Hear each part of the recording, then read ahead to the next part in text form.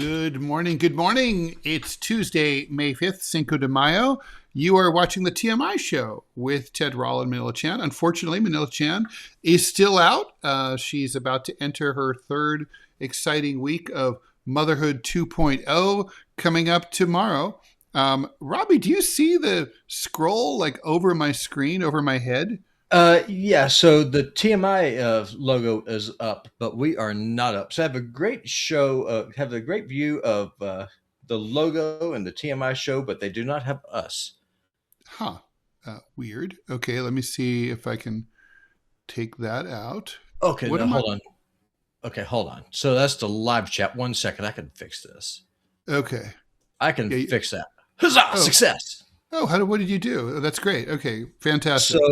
So on the right side of the Rumble Studio, y'all are going to see the sausage get made. You're going to see this little box with a little paintbrush on there.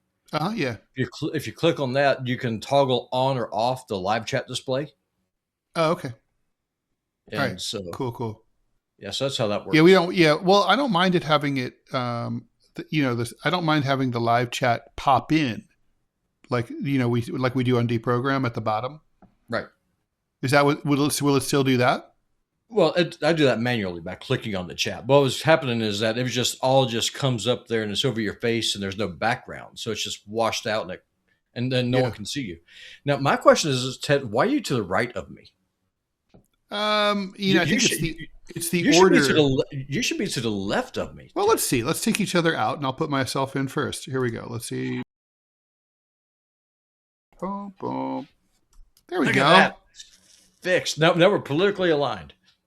Yes, indeed. Symbolism is very important. Thanks everyone for tuning in. We are here 10 a.m. Eastern Time, Monday through Friday, with a lighter, more fun take on the news and bringing you some stories that you probably won't hear anywhere else. And we will have takes certainly that you will not hear anywhere else, and hopefully that's all worthwhile. Okay, so let's see here. I'm gonna take. Oh God, there's so much stuff. This is the first day on Rumble Studio that we have that we're doing this that we're doing the TMI show. So bear with me as we iron out the kinks. But okay, and I straight up blew up the raid coming into deprogram. I could try to do it the regular way. I completely screwed the pooch on that one. So there's no raid. There's no raid. I didn't bring everybody over, but fortunately, though, the majority of the people came over on their own because they just want to hear more from their favorite cartoonist. Excellent. Well, that's good to hear. Oh, that's weird. How come we have our names at the bottom? We didn't used to have that. Like, I want to take that out because it's like makes it look like I'm the TMI show when it doesn't let me show my name. See design, banners, theme, names. There it is. Okay, gone. Yeah. Okay, cool. Done. All right. Cool. That's much better. We'll figure it out. Okay. Listen, anytime they should work with new software, it's always fun. And I do like Rumble Studio looks and sounds so much better, and there's no sync time required like we had to do through StreamYard, which is awesome. True. Okay. So shall we just get to it? Yeah, let's do it. All right. So this first story is definitely one that I think will appeal to you. All right. Indian officials have floated a controversial plan to introduce apex predators, such as crocodiles and venomous snakes, into riverine, there's a word you don't see in the news very often, stretches along the Bangladeshi border in order to act as natural deterrents against undocumented migration and smuggling in places where putting up fencing is hard. India has a 2,545-mile border with Bangladesh, and it runs through some very challenging terrain. So the Indians have found some stretches impossible to fence. In an internal communication dated March 26th, the Border Security Force, the BSF of India, which is basically like CBP here, and patrols international borders with Pakistan and Bangladesh, ordered personnel at its headquarters on the eastern and northeastern fronts to explore the feasibility of deploying reptiles in vulnerable riverine gaps. The government's latest move to fence the border with Bangladesh is alarming human rights activists and wildlife conservationists in India. The India-Bangladesh border runs along the Indian states of West Bengal, Tripura, Assam, Meghalaya, and Mizoram. There's difficult and unforgiving terrain in these areas, passing through hills, rivers, and valleys. India has fenced nearly 3,000 kilometers of the border, but the remaining stretches include marshy and riverine areas with local populations who live on both sides. In the new memo, the BSF tells its frontier units to observe strict compliance by exploring use of reptiles in riverine gaps. The officials were also instructed to share action taken after receiving the direction. And analysts and activists are worried about the prospect of dangerous animals such as crocodiles being used to deter refugees and migrants. This would be hilarious. Well, I would say it is hilarious. We don't need to use the conditional verb tense here. If it weren't sinister and dangerous. That, according to Anshuman Chowdhury, a researcher with a focus on northeastern and eastern India border states. It's absurd, right? Looking at it objectively, argued Chowdhury, once you release venomous snakes and crocodiles, they won't be able to differentiate if it's a Bangladeshi or Indian. So true. This is peak cruelty against and dehumanization of undocumented immigrants. A whole new way of weaponizing nature and animals against human beings. It's biopolitical violence of a new kind. It's the Achilles heel in the India-Bangladesh border, the river, he said. This core impulse comes from the fact that the BSF has always found that the river on the border is practically impossible to fence. Crocodiles are not native to the riverine stretches along the India-Bangladesh border. Rathin Barman, Chief of Strategy and Liaison at the Wildlife Trust of India, says, a species of crocodile is found in the Sundarbans in southern West Bengal and another in the restricted wetlands of Assam, but those are far away from the border. If they're moved to the border areas, they might not survive, Barman said. First thing you know, they end up dead. That's dying over here. This is awesome. First thing you know, they end up dead soon, he says. The same goes for so-called venomous snakes. What do you mean so-called? What's with this like venom shaming? Like they're either venomous or they're not. I mean, what is there fake venomous? Anyway, Barman warned against any manipulation to the natural distribution range of species. If we do impose this, it may intervene in the entire chain or ecosystem, Barman said. I'm concerned about other creatures who have equal rights. Oh my God. What equal rights do they have? To live in this world. This is awesome. Listen, I have never seen Ted lose it like this. This is awesome. No, this reminds me of. Do you remember when we were talking about grilling babies last week? And I was the one who was just it was dying. Like this is your turn. Maybe we'll just feed the baby. Let's morph those two stories, and we'll smush them up together, and we'll feed the babies to the alligators. Anyway, crocodiles. Technically, it is definitely not advisable, he said. It will definitely never work in an open flowing river. How do you know it won't work? How do you know it won't work till you try? True. You gotta be ambitious. The swampy stretches along the India-Bangladesh border are also prone to flooding, which could result in poisonous snakes spreading into residential areas, exposing the local communities, particularly those involved in fishing, to grave risk. I should say so. Okay, as the native Floridian here, I was once on a John. I got a story. So okay, go. I was once on a John boat with my brother GP. That's his name, GP. We're from the South, all right? That's what we do. Well, we were just going down the John boat, floating down the Blackwater River, and this cottonmouth fell off a tree and landed right in the boat. And so what do? You get your oars and you start beating the hell. Yeah, well, that's true. Well, Yeah. it's 100% true. The problem is, though, is that we were a little bit too enthusiastic. Oh no. And we ended up beating a hole in the, in the bottom of the John boat, and it sunk. So, so, so the boat goes down, and we're swimming to the. And the snake's still like mixed up with you guys, right? Well, we have no idea if the snake's alive or not. We have no idea. I mean, we're just clubbing the hell out of this thing. We're just hoping that he's just pissed off. Ideally, he's dead. But we get there. My brother's like, Robbie, did we kill him? I said, Jeep, I don't know. Why don't you go back and check? It was just, but no, I mean, listen, also as a Floridian, I can assure you, alligators, crocodiles, they don't mind swamps. They like them. They like swamps a lot.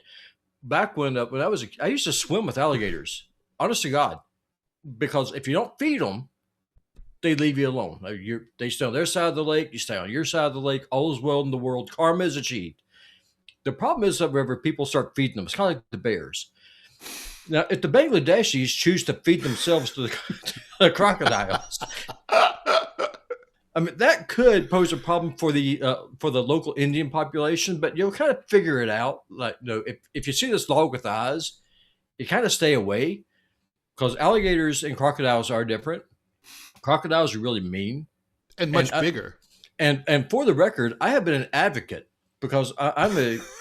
Yeah, we had this. I remember a year or two ago, we had a similar conversation, because didn't Trump have some kind of like little boy moat fantasy about like putting alligators into the Rio Grande? Well, he stole that idea from me, but you don't want to use alligators. You want to use saltwater crocodiles. And then also there's river sharks that the Indians have, because the Ganges is dying. That's right. It's a dead river. So me being a conservationist at heart, I love the outdoors. I like hunting, fishing. I live in Montana, for God's sake. But saltwater crocodiles couldn't live in the Rio Grande. That's a freshwater. Well, no, you don't bring over saltwater crocodiles. You bring over regular ones, just regular old freshwater crocodiles, like the ones that they put down in the Jordan River at that farm that were starving to death. They're kind of crocodiles live in the Nile too, right? Yeah, so just bring them over, put them in the Rio Grande. You can bring over the sharks from the Ganges. It's a target-rich environment, plenty of foods, fresh water. I mean, we can solve multiple problems here at one time. We can solve immigration. We can bring true biodiversity to an area that desperately needs it, and save an endangered species by feeding the Mexicans. There's so much to unpack here, and we will. I promise. I threaten that we will. So the crocodiles can they be trained?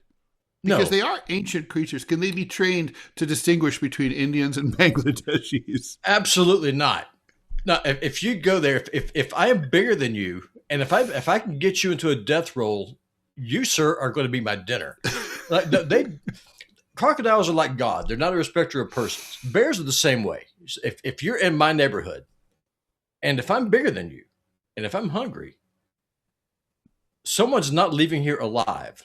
And me being the apex predator, unless you have a firearm like this, is probably going to be me. So all things being equal, no, you 100% cannot train a crocodile. Now, I did check. So this story reminds me of a story out of the Cold War, when the U.S. Air Force and other government agencies were experimenting with extreme insect mutation.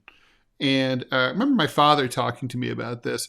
And like one of their big schemes was to see, apparently there's film of like a 12-inch housefly emerging from a gelatinous egg sac, and then basically collapsing on itself because, it's not possible to scale bugs up to that size because they're not built to be that size, and they sort of fall apart into each other. And I asked him, like, what exactly was the plan here? He said, well, the plan was that we would drop them on the Soviet Union, and then people would be so panicked they wouldn't go outside, and the U.S. troops could just march in and invade because people would be so terrified.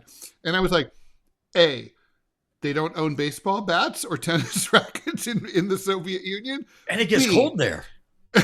B, the United States military, they're not afraid of 12-inch houseflies. I mean, like, they're braver than Russians? I don't believe I buy this. But I did investigate because I wanted to be sure, to see if any other country in the modern era has attempted to use venomous snakes and or reptilians to maintain border security. And apparently the only country in the world besides India that's ever considered this is the U.S. under Trump. No other country's ever thought of it.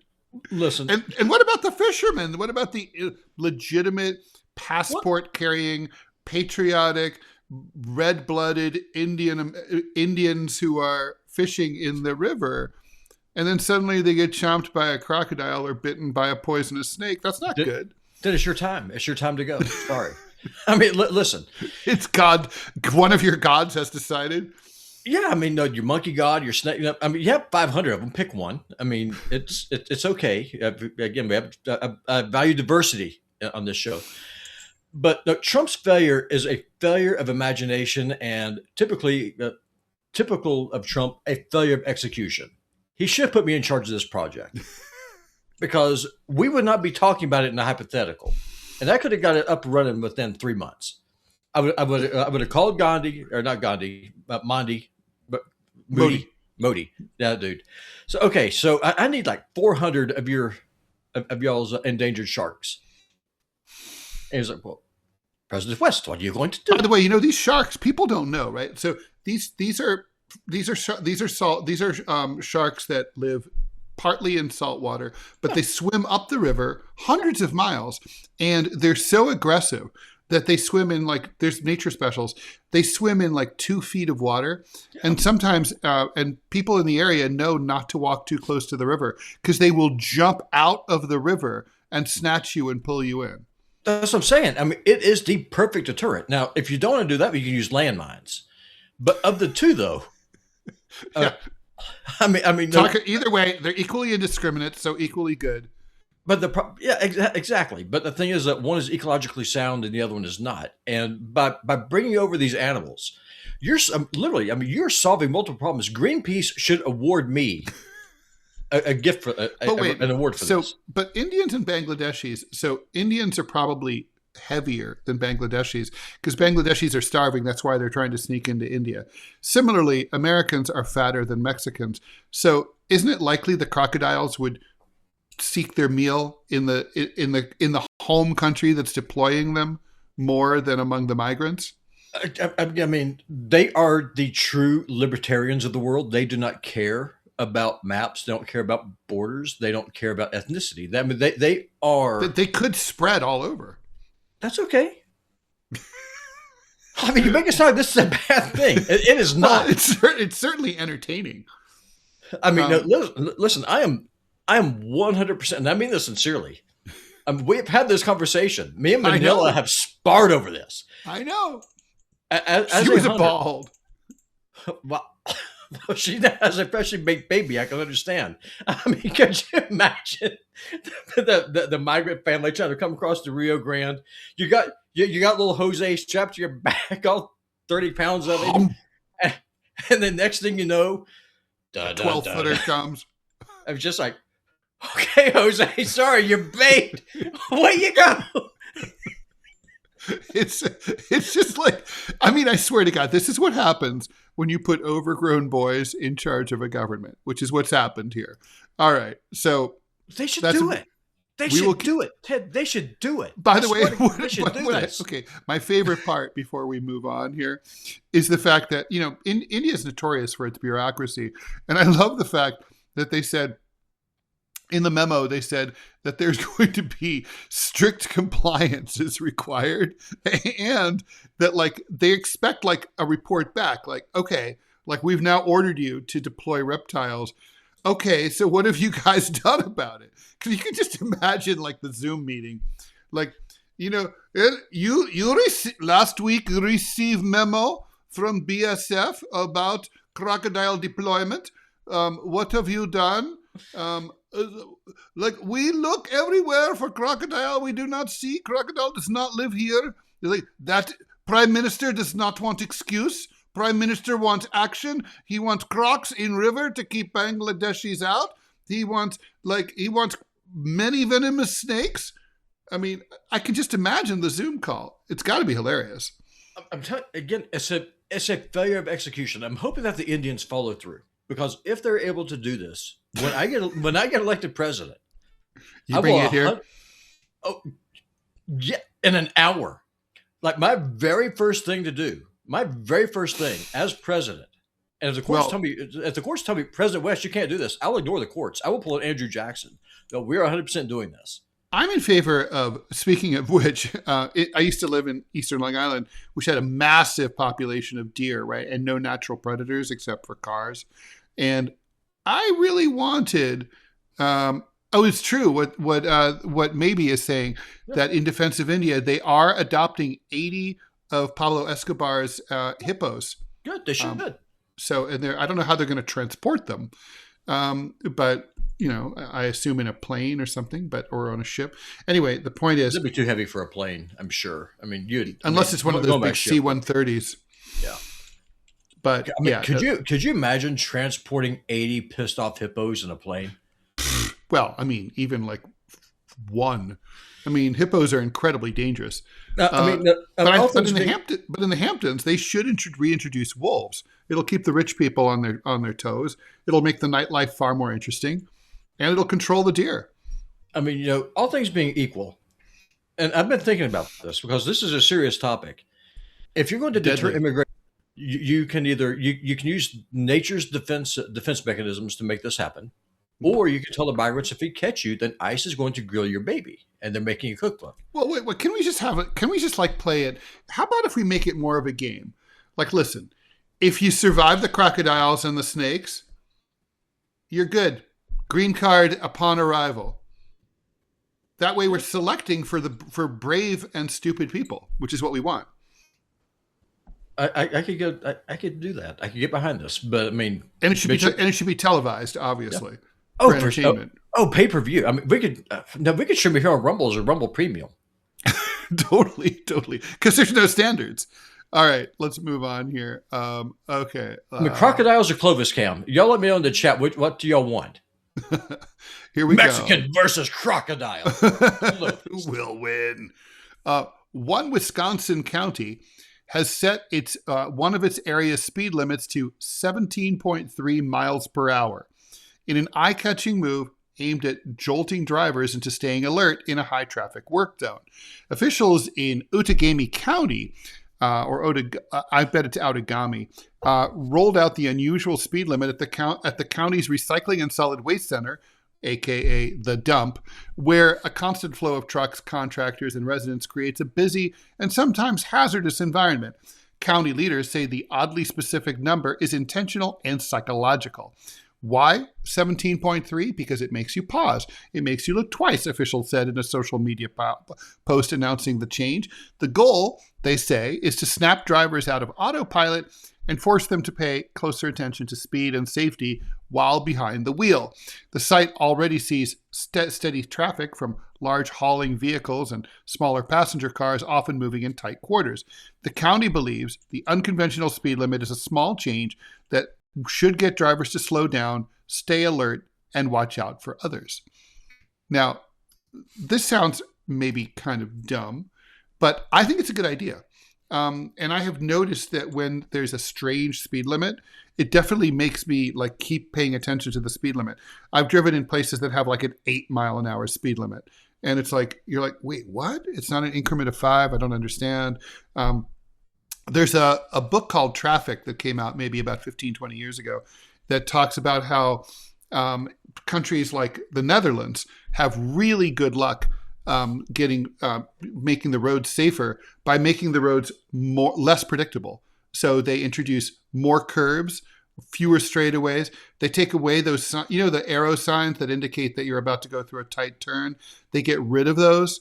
And so basically, because Dutch drivers are less likely to really know what's coming, they text less, they pay more attention to the road. They're more, they know that anything can happen. So I think anything that sort of busts you out of your sort of just rote driving is not a bad idea. I think speed limits are dumb and should be abolished. Well, you're from Montana, where you guys used to not have a speed limit. I know. And the reason we have is because the Department of Transportation infringed upon the rights of the state of Montana. So, but no, I mean, seriously, I mean, I like what you're talking about, because ultimately speed limits, they're not really about protecting the public safety. It's just another way for the government to screw you out of money. I mean, that's honestly what it is. It's If it wasn't, if you were wrong, then the system would be like points only, right? Yeah. It's like, we'll take, if you get enough tickets, we'll take away your driving privileges for a while, right? And that's not if it's financially punitive, it only punishes, like, poor people. Rich people don't care if they get tons of tickets; they just pay them. Yeah, for sure. I mean, that's what it's all about. I mean, speed limits are dumb. They should not exist. And I don't care if you're in a city, if you're in a small town, they should just be abolished. There's no point. All it is, it's just another form of taxation. And it's a way that they tax you based off of behavior, as if we're not taxed enough already. I mean, it's true that, like, let's put it this way: if the road is empty and straight enough that you can go 90 miles an hour, probably it's safe to go 90 miles per hour. If you're in Midtown Manhattan, you'll be lucky to break 15. And the geography of the area is going to make sure you can't. Right. There's too much traffic, right? And as long as you have rules like you have to yield to pedestrians and stuff and crosswalks, you're fine. You don't have speed limits are kind of dumb. They are. And also, more to the point, if you're that dumb and if you're driving that way, odds are you will remove yourself from the gene pool quite quickly, in which case that's a self-correcting problem. It's called the crocodiles and the Bangladeshis. That's where we we always come back to the crocodiles. It's all about the crocodiles. Yeah. No, I mean, well, it's true that I would like to live in a world with more crocodiles. So, when I came of age in the 70s, when there were, speaking of crocodiles, there were fewer concerns about the safety of children. And I remember going with my dad to the Cincinnati Zoo, and they had alligators and crocodiles and probably caimans in these enclosures that were basically like only about, like, a fence was maybe about 2-3 feet high. And there was a gap between the bars big enough for an alligator to squeeze his snout through sideways. And, like, basically, if you came within a foot, they could get you. Basically, they're trying to snap at you. And I remember me asking my dad about it. I was like, is that safe? And he's like, what, are you stupid? You see it right there. You don't get too close. Stay away. I mean, seriously. Right. Now, Peter, thank you for the $1. He says the Dutch will track you down for going 105 in a 100 kph zone. I have no idea what a kilometer is, because I'm an American. A kilometer is 0.6 of a mile. Yeah, I mean, to the 1 mile system is 1.6 kilometers. The metric system mystifies me, because it's too easy. So 100 kilometers per hour is 60 miles an hour. See, to me, I mean, the Europeans, one of the reasons that we know that they have fallen is because they did away with the imperial system and give this metric crap. Just go back Everyone to has. Even the UK got rid of British imperial. Because Thomas, he came home. I was trying to help him with his homework. It was all metric, and I'm looking at it. Like, I have no idea what the hell this is. Like, none. So I'll take feet, miles, stones, even cupids. I can understand cupids. Yes, that's when it comes to the metric system, I am completely lost. Well, I mean, yeah. Well, it's a product of the French Revolution. Look, it obviously worked out pretty well.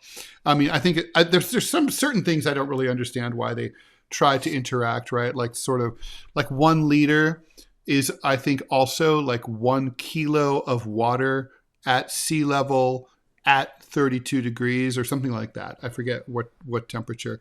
And it's just like, does it really matter that a kilo of water is also a liter? Like, what? I don't, whatever.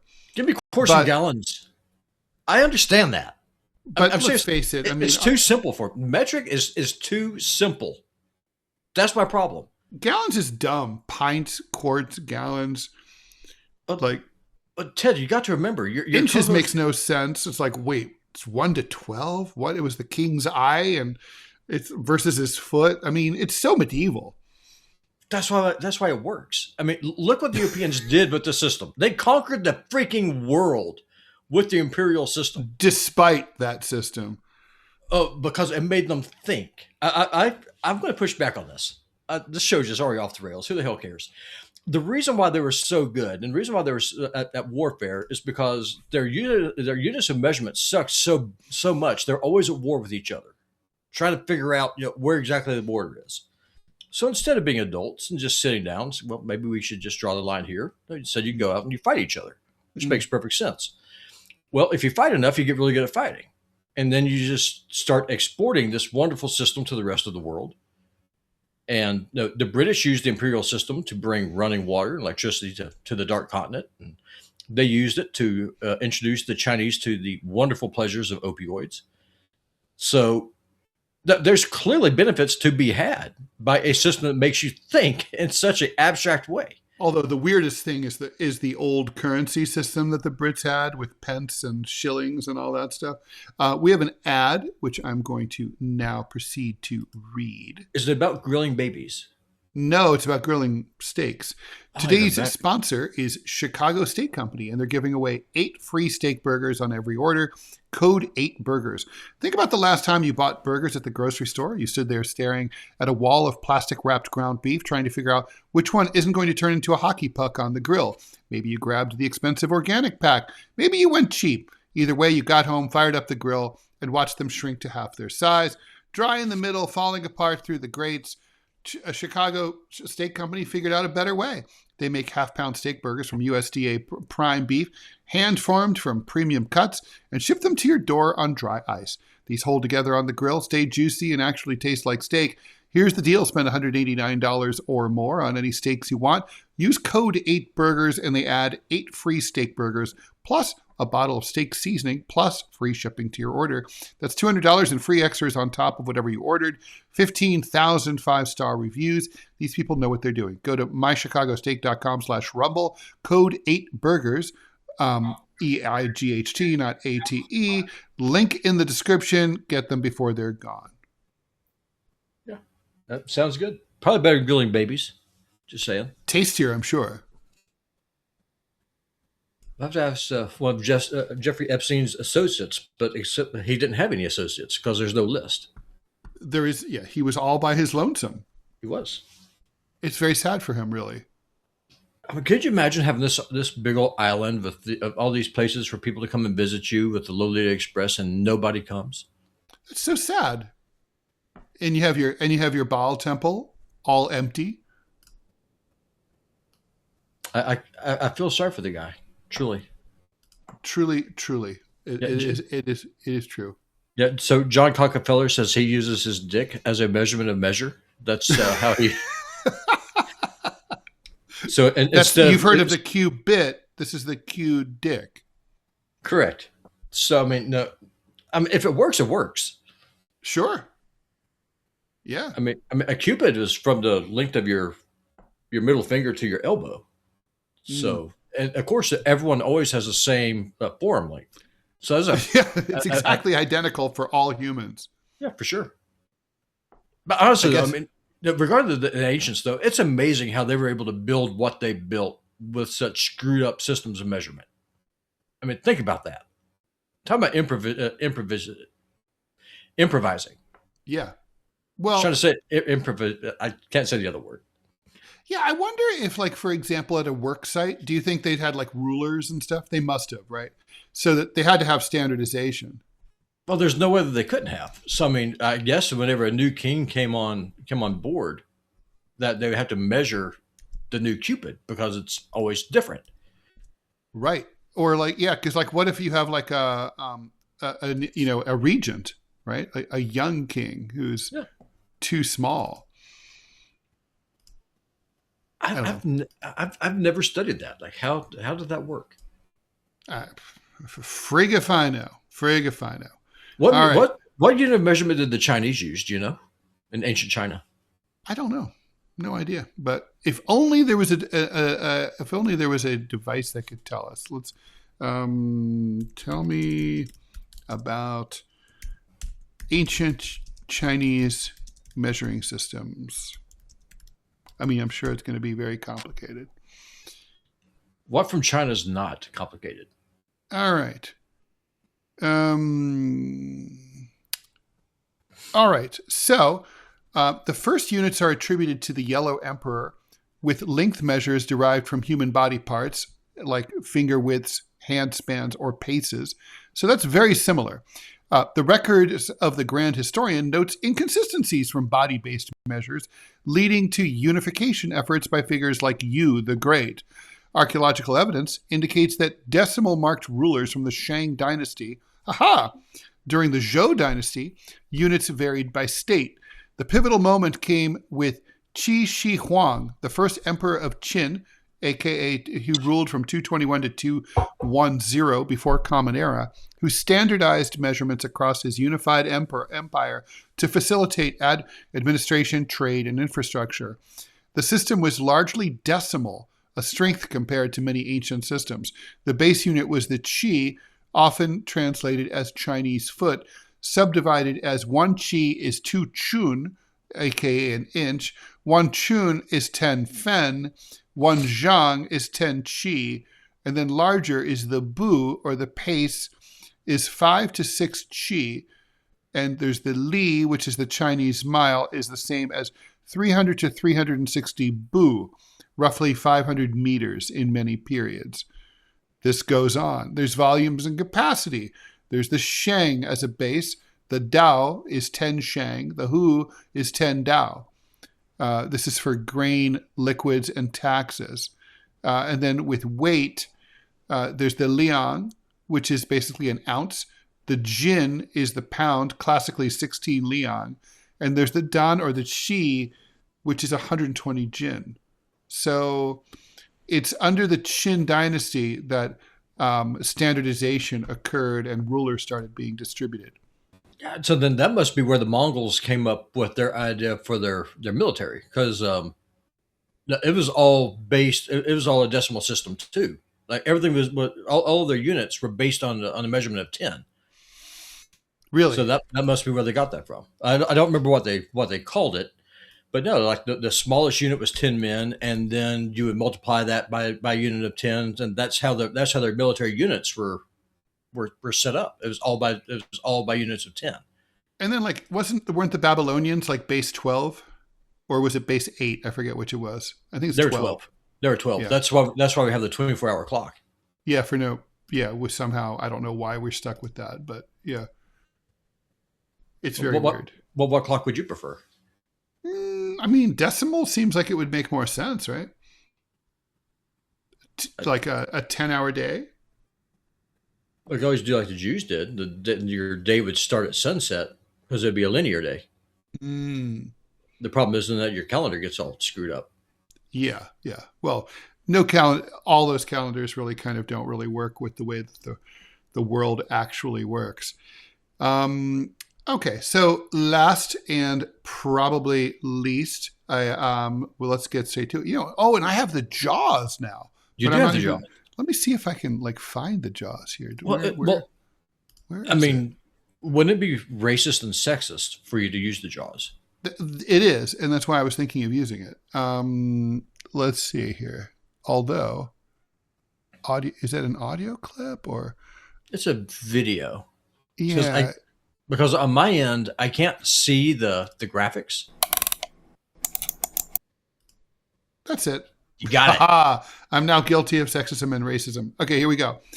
A Southwest Airlines flight from Oakland, California to San Diego was delayed for more than an hour due to the presence of an unusual passenger, a robot. Eiley Ben Abraham of Elite Event Robotics confirmed that he and the 4-foot-tall, 70-pound robot named Bebop boarded the plane at Oakland San Francisco Bay Airport on Thursday in order to attend an event in San Diego.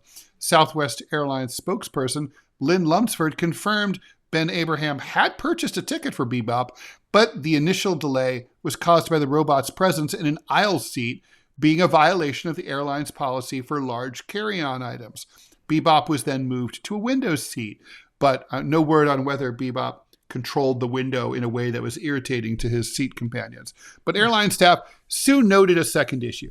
Then they come and start asking, what kind of batteries does it have? What's going on with this? X, Y, and Z. They want to see it, Ben Abraham told KGO TV. Bebop's lithium battery was found to be larger than the maximum allowed by Southwest policy, so the plane was only able to depart once the battery was removed and confiscated. Ben Abraham and the inert robot were then able to continue their flight to San Diego. The plane departed 1 hour and 2 minutes behind schedule. Elite Event Robotics, which rents out its robots for appearances at various events, said Bebop will continue to fly commercial, but without batteries installed. Bebop was able to make it to a scheduled appearance Sunday at a digestive disease week, because who wouldn't want to attend that, at McCormick Place in Chicago. Elite Event Robotics had batteries shipped overnight to Chicago, so the robot would be able to perform. I mean, this is wrong on so many levels. First of all, it's livest. Why are you discriminating against this robot? I mean, the robot has... Have you ever seen Star Trek? Robots have rights. Captain Jean-Luc Picard, he made this case for Data when Starfleet wanted to dissect him. You remember that episode? True. I do remember that very well. Yeah, and I think that this is a travesty. Just because Bebop could potentially accidentally explode is no, what could go wrong? Is no reason to penalize him. Yeah, I mean, that has happened, right? There's phones explode. Value Jet, right? Wasn't that like a batteries that blew up on the plane and brought it down? It was for the Samsung Note phones, because what would happen is that the batteries would swell under the pressure and they would explode. And so they're catching on fire and actually blowing up on planes. I worked for Verizon at the time, and it caused all kinds of problems. There were people who were wanting to get refunds for their phones. There were people who wanted to know what the restrictions were. And so naturally you go to the phone carrier instead of the airline to find out what can I do with my phone. And also when portable battery packs started, really appearing, they kept catching on fire and exploding too, because for whatever reason, lithium batteries and pressurized the air tubes, they don't like each other very much. Yeah, batteries are dangerous. My father told me that when he was a project manager at the Air Force, that one of his big rules was no batteries, because batteries cause fires. Fires are bad. Well, that's why you gotta have them in every Tesla. Right. What could go wrong? And then not only does the Tesla blow up, but you can't get out because you're locked in. Yeah. Well, ideally, it'll just explode and you'll go out quickly. Now, it can also turn into a grill and it can just slowly cook you to death, which would not be ideal. Because who wants to eat a fully grown adult? You really want to grill a crocodile. Or a freshly baked human. All things come back to the crocodiles. So, look, I gotta say, first of all, if we go back to the rights of the other animals in the crocodile zone, that's so awesome. They have a right to live there without crocodiles. I mean, okay, so that beggars the question, or it prompts the question. Doesn't beggar the question. It prompts the question of, like, what about animals who are currently living near crocodiles in other places? Like capybaras live near crocodiles and famously get along with them very well. But, like, don't they have a right not to live next to crocodiles? Doesn't kind of everyone have a right not to live next to crocodiles? Oh, clearly not. Because, I mean, no, listen, the crocodile is a marvel of evolution if you believe in evolution. That's true. They have existed since the time of the dinosaurs. They are a living fossil. So if you believe in evolution, then you should 100% want to protect and increase the population. And feed the crocodile. And feed the crocodiles. And if you have a disposable resource like migrants. Like Bangladeshi migrants. Or Mexican migrants, or any migrant, really. Yeah, any migrant. It doesn't. I would say capitalists are a disposable resource. Just go. I mean, I would like to classify Luigi as a type of crocodile. That way, he'd be protected under the Protected Species Act. That'd be nice. Yeah. And so, I mean, just because he used and Cole Allen. Yeah, just because he used something different than his teeth. I mean, that's fine. I think that we're really doing a major disservice to our crocodile friends. So what about the question is, would the crocodile have caused as much of a stir on Southwest Airlines? I mean, the crocodile doesn't require lithium batteries, so he's not going to explode. I mean, strap him into the seat. He might not like it. I mean, all right, all right, all right, bub. I mean, I'm going to strap you in here, and then and just click him, and just tell the stewardess, whatever you do, don't give him a ginger ale because it causes terrible indigestion. So just leave him be. And then if she asks you, what kind of snack would your crocodile like? Ask for a migrant, so that way you can. It's like, yeah, no biscotti for me. I'll have the yeah, and it's like also there's no way to get the crocodile into coach. Are you kidding? No, I mean, a small one's like 10 feet long, right? No, you'd be doing first class, Gotta all be. the way, Like in the pod, really. So, I mean, I got to say, if I were a fellow passenger, in all seriousness, on the Southwest flight, I would have been seriously annoyed. I would have been like, why is my flight late? I mean, bear in mind, this is what? It's only a 2-hour flight at most, maybe, from Oakland to San Diego. Like, why the fuck should my flight now be increased in length by 50% because some dingus decided to bring his, like, tin can, his humanoid tin can on board? It would piss me off. Or more to the point, whenever he bought the ticket, why didn't the airline tell him what would be required before he strapped it in? I mean, no, to your point, crocodiles. Oh, and how did TSA handle it, by the way? When he shows up with the robot at check-in, he's like, well, I bought a ticket for it. Okay, but the robot doesn't have ID, right? So how does he get on the plane? I have a serial number.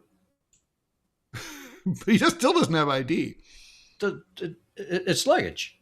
It's just luggage. It's just like what you say, with one of the things that you famously pushed back on me about migrants, especially like the dreamers, is, well, their luggage. Yeah, that's like, right. Or like the crocodile would just be your emotional support crocodile.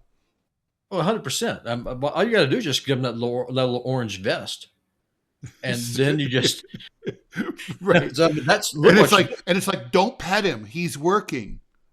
Now, if you pet him, you may lose a hand. he's working. He's providing me with emotional support. He is. I don't know. And now, I mean, I could get a lot of emotional support out of a crocodile. Like if a certain former newspaper publisher happened to be sitting next to me, I think my crocodile could provide a lot of emotional support to me. No, you heard me speak to a couple of times to my former boss. I did. And there were times where I did think about finding some kind of a scaly friend to take with me to the office. Have a conversation with her. I mean, just one thing, and I don't know how this would work because they are big, but they're lowriders though. I'm like, I would love to have went into Logan Health one day riding a crocodile. They'd just be on his back. Now, granted, it would be low. And be kind of slow, but no one's going to criticize me at all about being tardy to my shift. Did you ever see Jackass the movie? Never have. So you know what it is, right? No clue. It's like basically these like bros who they do these ridiculous pranks. A lot of them involve like self-harm, and one of them is they get an alligator and put it in their mom's kitchen. And and she's like, "Oh my God, is it real? Is it real?" And then it moves a little bit, and she's like, "It's real! It's real!" So good. Yeah, well, I mean, in Florida, that happens all the time. Yeah, that's true. But alligators, snakes. We once woke up to a deer in the house. What? Yeah. Like, not that it really matters, but just out of curiosity, how big of a deer? It was a small one. It still had its spots before I shot him. You shot it in the house? Oh yeah. Weren't you worried about damaging, the house?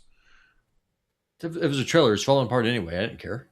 Oh my God. So no, it's sent to its maker and adjusted out right there. So wait, it broke in that like pushed in the door and just came in looking for food or what? Well, we didn't have an air conditioner because we didn't have any electricity. Because my dad was drunk, we had no bills, and we had no utilities. So I was a kid at the time. I was like 8 or 9 years old, and woke up to this hellacious noise, and there's this deer inside. My dad's passed out there on the couch, and I see this deer. It's like, oh, okay. So I get the shotgun, and dinner is served. Wow. So sometimes dinner does come to you. So again, I am sympathetic to the plight of the croc. I mean, if dinner's coming to you, it's not your fault, really. Then who are you to deny it? No, it would be wrong. It would be rude. It would be. I mean, as a guest, right? I mean, this meal is brought. It comes into your home. True. No, it's true. It's yours. It would be. It would be incredibly rude. It's like if a certain newspaper publisher were to wander onto my property, it would be rude for me not to eat it. If that ever happens, call me. I will, and I will come to your house, and we can take care of this. Did you have pigs? No pigs. If that ever happens, we're going to get some pigs, because pigs are a magnificent way of getting rid of carrion. Oh, so if you chop them up and then the pigs just eat like the person's body, then it's gone. You don't even need to chop them up. I mean, you just toss them in there. Listen, this is the kind of news. They eat all the bones too? Oh yeah. So why don't like more criminals do that? Because they don't know. So, listen, in the Deep South, there's sundown towns. They're both white and black. And there is this famous rivalry. It's pretty much a race war. It may even still be going on between this place called Jay, Florida and Rosebud, Florida. Rosebud is predominantly black. Jay is predominantly white. You never get caught after dark in either one of those towns, depending on what you look like. And the way that the good old boys in Jay would take out the trash, as they called it, is that they would take the carrion to the pig farms, and the pigs take care of it. Because if there's no body, there's no crime. The person just goes missing; they're gone. Right. And you don't have to worry about no lime and waiting for stuff to dissolve, and they just feed them to the pigs. Seriously, that's what you do. Would you? I mean, I guess if the cops knew, then they could kill the pigs and like open them up and find the parts inside, right? Yeah, they could, but if they knew, or if they cared. Yeah, well, especially if they knew. Oh yeah, for sure. I mean, no. One of the things about the Deep South, especially North Florida, is that the place is infested with razorbacks. And so we ain't using domestic pigs here. That ain't what I'm talking about. We're using so you just throw them to boars. Yeah. And they just eat them. Problem solved. Another thing, if you ever want to hunt a razorback, follow along the bank of a river, and I don't know what the hell it is, but they love strawberry Pop-Tarts. I don't know why. So you use them as bait. So you crush up this Pop-Tart, and you find yourself a nice little stand of palmetto. You stick the Pop-Tart there, back off, and you just wait. And you will get yourself some bacon that night. The thing is, they are fast, though. Yeah. Bullets faster. Just make sure you're using a high caliber rifle. Because if you like that SKS, you just piss it off. You got to use a big gun if you're going to go after a razorback. Put a big hole in it. Yeah. Okay. All right. Well, so the TMI show brings you the valuable information that you need to know in certain circumstances. How to dispose of bodies and how to hunt boars. Yeah, well, seriously, you never know. I mean, that's something that some of our listeners may need to do at some point. Thanks, everyone, for tuning in. You are watching the TMI show with Ted Rall and Manila Chen. We're here at 10 a.m. Eastern Time, Monday through Friday. Robbie West, our producer, filling in for the formerly pregnant, now post-pregnant Manila Chen. We don't know. We're laying odds on when Manila is going to make it back. I think probably Friday. I have nothing to base that off of. But I think probably Friday. I could see that. Yeah, then she just has the day, and then she could like take the weekend off. Yeah. Anyway, the thing is, if you have a newborn child, work is a vacay, so you're looking forward to it for sure. Yeah. And I will be raiding Putinbot Gaming after this. It'll be a short stream, but just knock out some metrics and stuff. Oh, hey, and I got a spammer on Telegram now. Why is it that they always use East Asians? It's always East Asian ladies. It's always East Asian ladies. And, I'm sorry. I lost your phone number. How are you? That's what they always say. Always. Always. Yeah, it's so dumb. All right, guys. Thanks for tuning in. We'll see you tomorrow. Deprogram, 9 a.m. tomorrow with Jamarl. TMI, back at 10 a.m. tomorrow. See you then. And the Q&A show tomorrow. Yeah. Oh, that's right. Q&A show, 12 noon tomorrow. Yeah. Okay. Bye.